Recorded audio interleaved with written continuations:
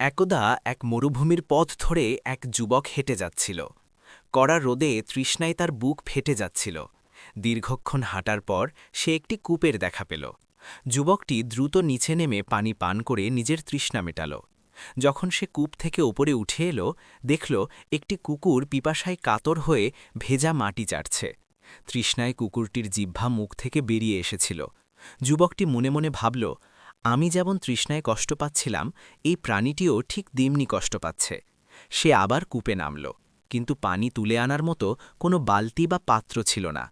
যুবকটি তখন নিজের চামড়ার মোজা খুলে তাতে পানি ভরল এবং সেই মোজা মুখে কামড়ে ধরে ওপরে উঠে এলো।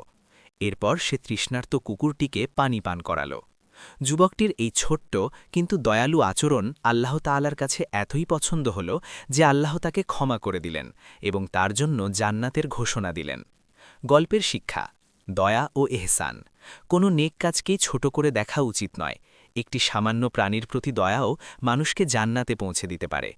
আন্তরিকতা: আল্লাহ কাজের পরিমাণের চেয়ে মানুষের নিয়ত এবং আন্তরিকতা বেশি দেখেন। সবার প্রতি ভালোবাসা: ইসলাম শুধু মানুষের প্রতি নয়, পশুপাখি এবং প্রকৃতির প্রতিও সদয় হওয়ার শিক্ষা।